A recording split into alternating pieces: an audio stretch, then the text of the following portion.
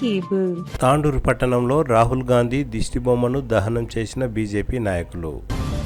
BJP Tandur పట్టణ శాఖ ఆధ్వర్యంలో రాహుల్ గాంధీ దిష్టి బొమ్మను దహనం చేశారు. ఆదివారం తాండూరు పట్టణంలో బీజేపీ తాండూరు పట్టణ అధ్యక్షులు నాగారం మల్లేశం ఆధ్వర్యంలో రాహుల్ గాంధీ దిష్టి బొమ్మను దహనం చేసిన అనంతరం బీజేపీ నాయకులు మాట్లాడుతూ ప్రధాని మోడీ తల్లిని రాహుల్ గాంధీ అవమానించారని, ఓట్ చోరీ అనే విదేశీ కుట్రకు వ్యతిరేకంగా రాహుల్ గాంధీ దిష్టి బొమ్మను దహనం చేశామని తెలిపారు. ఈ కార్యక్రమంలో వికారాబాద్ జిల్లా ప్రధాన కార్యదర్శి పటేల్ విజయ్ కుమార్, జిల్లా ఉపాధ్యక్షులు సుదర్శన్ గౌడ్, తాండూరు పట్టణ ఉపాధ్యక్షులు దోమకృష్ణ, చిదిరి ప్రకాష్, ప్రహ్లాద్ జాదవ్, అంతారం కిరణ్, తాండూరు పట్టణ కార్యదర్శి మిట్టి శ్రీనివాస్, మైనార్టీ మోర్చా నాయకులు షాబుద్దీన్, ప్రభాకర్ గౌడ్, బిచ్చప్ప, బబ్లు, సతీష్, వసంత్, రమేష్, కార్యకర్తలు, అభిమానులు తదితరులు పాల్గొన్నారు. భారతీయుడు కాలేదని రాహుల్ గాంధీ పదే పదే నిరూపించుకుంటున్నమాట.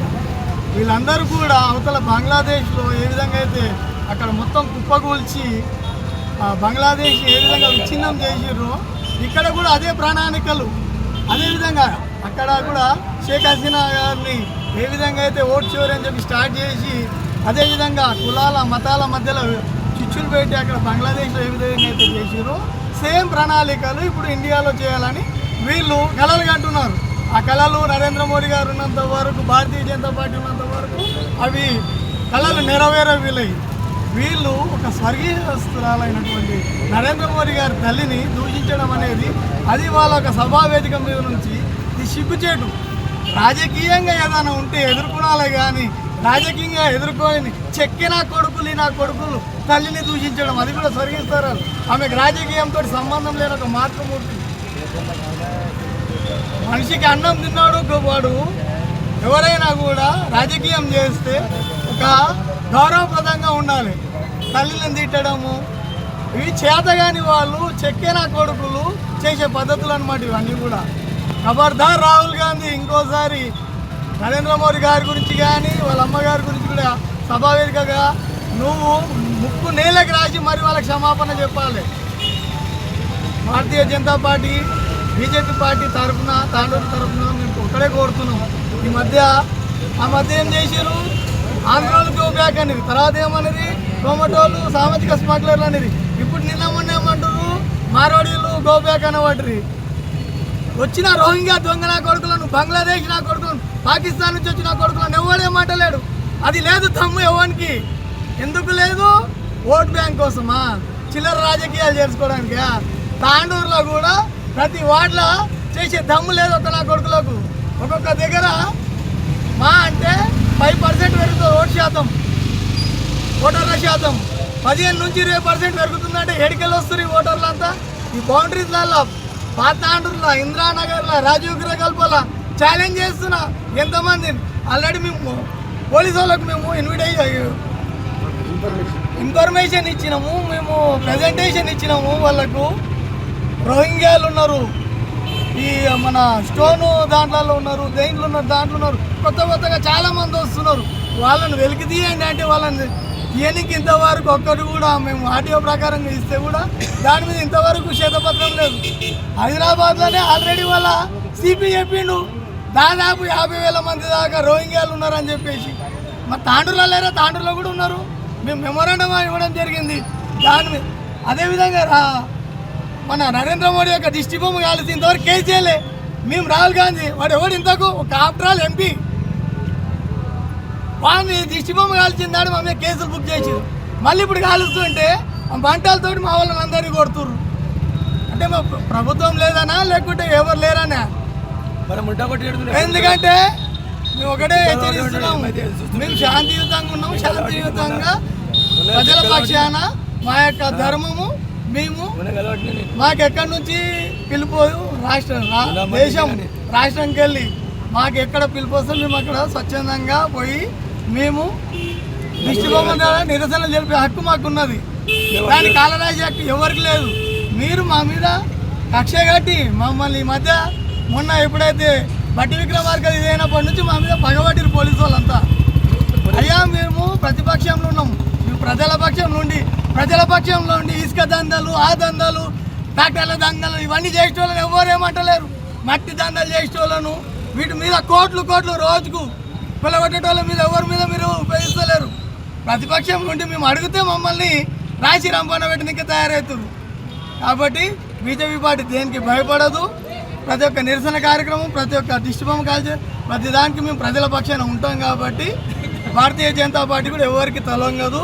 మీరు ఎన్ని బెదిరింపులు పెట్టినా ఏం చేసినా కూడా మా నిరసనల కార్యక్రమం మేము ఆపము. దీనికి సహకరించిన పట్టణ శాఖ అందరికీ కూడా భారతీయ జనతా పార్టీ భారతీయ జనతా పార్టీ జిందాబాద్ జిందాబాద్ బీజేపీ జిందాబాద్ జిందాబాద్ జిందాబాద్ బీజేపీ జిందాబాద్ జిందాబాద్ బీజేపీ ఒక ఫోటో పట్టి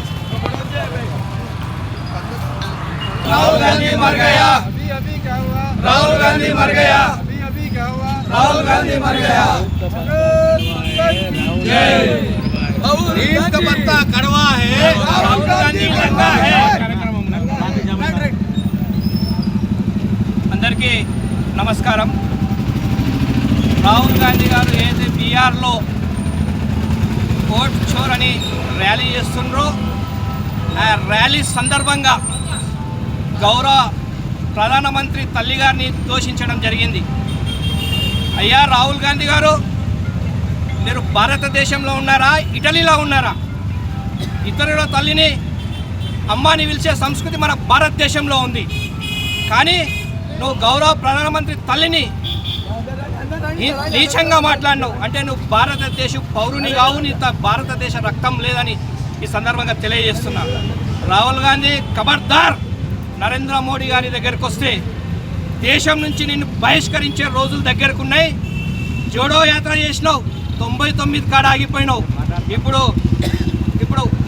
ఓట్ చోర్ చేస్తున్నావు బీహార్లో నీ కాంగ్రెస్ అభ్యర్థులకు డిపాజిట్ కూడా రాదని ఈ సందర్భంగా చెప్తున్నా.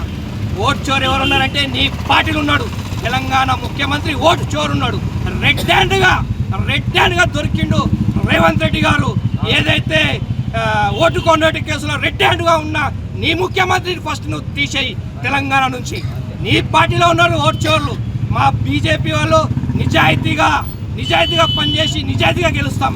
నీకు దమ్ముంటే ఇక్కడున్న 16-17 మంది ఎంపీలని మా ఎంపీలు కూడా మా ఎంపీలు చెప్పిండ్రు. ఆల్రెడీ 8 మంది రాజీనామా చేయడానికి సిద్ధంగా ఉన్నారు. మీరు రంగా రాజీనామా చేసి రాండి, ఓట్ చోర్ ఎవరో, మీకు ఎన్ని సీట్లు వస్తే ప్రజాక్షేత్రంలో తెలుసుకుందాం అని సందర్భంగా తెలియజేస్తూ, రాహుల్ గాంధీ తక్షణమే నువ్వు నరేంద్ర మోడీ గారికి కాళ్ళు పట్టుకొని క్షమాపణ చెప్పాలి. చెప్పకపోతే భారతదేశంలో నేను అడుగున మా భారతీయ జనతా పార్టీ కార్యకర్తలు అడ్డుకుంటారని ఈ సందర్భంగా హెచ్చరిస్తూ ఈ అవకాశం ఇచ్చిన పట్టణ శాఖకు ధన్యవాదాలు.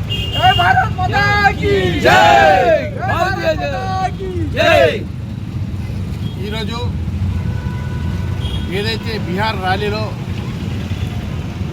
రాహుల్ గాంధీ గారు మన ప్రియతమ ప్రధానమంత్రి మోడీ గారి మాతృమూర్తిని అనుచిత వ్యాఖ్యలు చేస్తూ మాట్లాడినారో, మనం కనీసం ఆ మాటలు మాట్లాడే పరిస్థితి కాదు, వినే పరిస్థితి కూడా లేదని చెప్పేసి టీవీ ఛానల్స్ కూడా దాన్ని ద్రోహం చేసి చూపెట్టకుండా ఆ మాట అంటే దూషించిండని మాత్రమే చెప్తా ఉన్నారు. అంటే ఒక టీవీ ఛానల్స్ అంటే భారతీయ జనతా పార్టీ పట్ల వ్యతిరేకత ఉన్న టీవీ ఛానల్స్ కూడా చూపలేనటువంటి భాషలో మాట్లాడడం అనేది చాలా శోచనీయం. ఈరోజు నేను భారతీయ జనతా పార్టీ తరఫున రాహుల్ గాంధీ గారిని డిమాండ్ చేస్తూ ఉన్నాను. ఓటు చోరీ అని నువ్వు అంటా ఉన్నావు కదా, ఓటు చోరీ మరి తెలంగాణలో నీ గవర్నమెంట్ వచ్చినప్పుడు ఓటు చోరీ జరగలేదా? నీ ఫ్యామిలీలో ఉన్న వ్యక్తులు పార్లమెంట్లో గెలిచినప్పుడు ఓటు చోరీ జరగలేదా? అంటే ఎక్కడైతే భారతీయ జనతా పార్టీకి ప్రజలు ఆదరణ చూపెడతారో, భారతీయ జనతా పార్టీకి ప్రజలు ఓట్లేస్తారో అప్పుడు గెలిచినప్పుడు మాత్రమే మీకు ఓటు చోరీ గుర్తొస్తున్నది అన్నమాట. మీరు ప్రజల్ని తప్పుదో పట్టియాలనుకుంటున్నారు. ఇది విదేశీ కుట్ర. ఏదైతే మోడీ గారు వచ్చిన తర్వాత దాదాపుగా కొన్ని వేల ఎన్జిఓస్ భారతదేశాన్ని నాశనం చేయడానికి, భారతదేశాన్ని ఇస్లామిక్ క్రైస్తవ దేశాలుగా మార్చడానికి పూనుకున్నాయో వారందరి మీద కూడా బ్యాన్ చేయడం జరిగింది. కాబట్టి వారందరి ఒత్తిడితో ఈరోజు ట్రంప్ మన మీద సుంకాలు వేయడం కానీ ఈ విధంగా కాంగ్రెస్ వాళ్ళతో చీకటి ఒప్పందం చేసుకొని కానీ మన మీదకి ప్రయోగిస్తూ ఉన్నారు.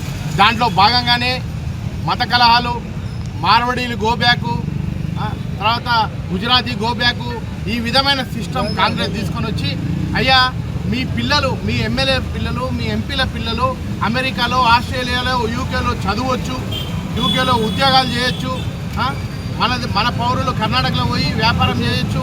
కానీ మీరు దేశాన్ని విచ్ఛిన్నం చేయడానికి మాత్రమే మీరు గో బ్యాక్ అనే నిదానం ఇస్తూ ఉన్నారు. కాబట్టి దయచేసి మీరు అర్థం చేసుకోండి. నువ్వు జోడో యాత్ర చేయలేవు, తుకుడే భారత్ చేయడానికి మాత్రమే ఆ గ్యాంగ్ తోటి కలిసినావు. కాబట్టి నిన్ను ఈరోజు దిష్టి బొమ్మ దగ్ధం చేసి ఆపినామని మమ్మల్ని ఆపలేరు మీరు. మేము చేయాలనుకుంటే ఎక్కడైనా ఏ విధమైన చర్యలకైనా దిగుతాం. కానీ మీరు ఒకసారి అర్థం చేసుకోండి, మీరు కూడా రాజకీయ పార్టీ ప్రజల కోసమే పనిచేస్తారని నమ్ముతా ఉన్నాం అన్ని రాజకీయ పార్టీలని. కాబట్టి మీరు మర్యాదగా ప్రజాస్వామికంగా ప్రజలని మా మీద మేము చేసే తప్పుల్ని ఎండగట్టి ఎడ్యుకేట్ చేసి మీరు ఓట్లు తెచ్చుకొని అధికారంలోకి వస్తే మేము కూడా ప్రతిపక్షంలో కూర్చొని మిమ్మల్ని స్వాగతించడానికి రెడీగా ఉన్నాం. కానీ మీరు తప్పుదోవన అధికారాన్ని ఏదైతే 2-3 రాష్ట్రాల్లో అధికారం ఉన్నదో దాన్ని ఉపయోగించుకొని మా మీద దౌర్జన్యం చేస్తామంటే ఇది ఈరోజు మా నగర శాఖ తరఫున దిష్టి బొమ్మని తగలబెట్టనీయమంటారంటే తగలబెట్టి చూపించినాం కదా, ఇది ఒక మచ్చుకు మాత్రమే. రేపు పొద్దున మీ నాయకులు, మీ ఎంపీలు, మీ ఎమ్మెల్యేలు, మీ నాయకులు ఎవ్వరు కూడా ఇళ్ళకి వెళ్ళి బయటికి తిరిగే పరిస్థితి లేకుంటుంది. మా నాయకుడు సుదర్శన్ గౌడ్ చెప్పినట్ల అతి తొందరలోనే ఈ కార్యక్రమం జరుగుతుంది. రాహుల్ గాంధీ గారిని దేశం నుంచి వెలివేయడం జరుగుతుంది. కాబట్టి మీరు అర్థం చేసుకోండి. దయచేసి మేము ఎవరిని కూడా ఇవాళ నా రాజకీయ జీవితంలో నాకన్నా పై స్థాయి వాళ్ళని నేను ఎప్పుడు గుర్తించలేదు. మీరు అర్థం చేసుకోవాలి, రాహుల్ గాంధీ లాంటి వ్యక్తి ప్రతిపక్ష నాయకుడు పార్లమెంట్లో అని మీరు భావిస్తున్నారు. ఆయన